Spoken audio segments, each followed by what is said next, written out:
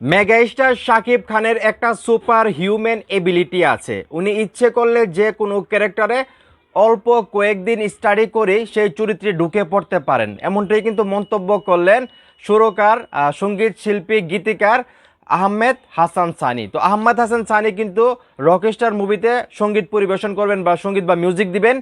Rockstar কিন্তু megastar Shakib খানের next project, সেটা আপনারা সবাই জানেন। তো আমরা নিজেরাও দেখি মেগাস্টার শাকিব খান কত দ্রুততম সময়ে নিজের লুক চেঞ্জ করে এবং প্রত্যেকটা লুক কিন্তু দুর্দান্ত হয়।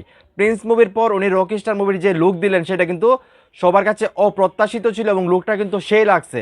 তো এখন কিন্তু মেগাস্টার শাকিব খানকে নিয়ে আসলে আহমেদ হাসান সানি মুখ খুলেন এবং উনি যে স্টেটমেন্ট দিলেন সেটা শোনার পর কিন্তু সাকিবের হিসেবে আপনাদের কাছে ভালো লাগবে। তো কি বললেন আহমেদ হাসান সানি সেটা আমি আপনাদেরকে পড়ে শোনাচ্ছি। তার আগে একটি রিকোয়েস্ট, ভিডিওটা একটু শেয়ার করে দিন।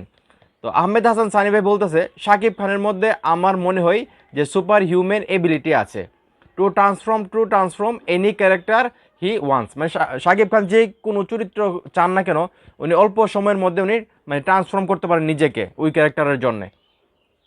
যে কোনো ক্যারেক্টার একটু স্টাডি করে কমপ্লিট করে দেওয়ার মতো এই ডেডিকেশনটা আছে ওনার। এবং আমি শুনেছি রকস্টার সিনেমার আইডিয়া ওনার, একমাত্র সিনেমার কোনো থিওরিটাই মানে পুরো থিওরিটাই শাকিব খানের। উনি জানেন যে উনি এটা করতে পারবেন, এই জন্য উনি এটা করেছেন। মানে মেগাস্টার শাকিব খানের বিষয়ে উনি বলতেছে যে মেগাস্টার শাকিব খানের ভিতরে একটা সুপার হিউম্যান পাওয়ার আছে। উনি ইচ্ছে করলে যে কোনো চরিত্র এক দুই দিন স্টাডি করে সেই চরিত্রের মধ্যে ঢুকে পড়তে পারেন। এবং উনি যেটা বলেন যে আমি আরও একটা কথা শুনেছি, রকস্টার মুভির যে গল্প সেই গল্পটা আসলে মেগাস্টার শাকিব খান নিজে সাজেস্ট করেছে এবং উনি এই গল্পটাতে অভিনয় করতে পারবেন বলেই উনি এই গল্পটা সাজেস্ট করেছে বা এই গল্পটা লেখার জন্য বলেছে।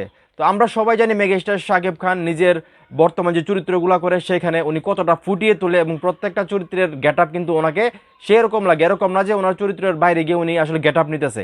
তো মেগাস্টার শাকিব খানের আসলে একটা সুপার হিউম্যান বা ন্যাচারাল একটা পাওয়ার আছে যে উনি যা করে সেটাই কিন্তু ভালো লাগে। এবং এই কথাটা কিন্তু স্বীকার করলেন আহমেদ হাসান সানি, যিনি রকস্টার মুভিতে মিউজিক দিবেন।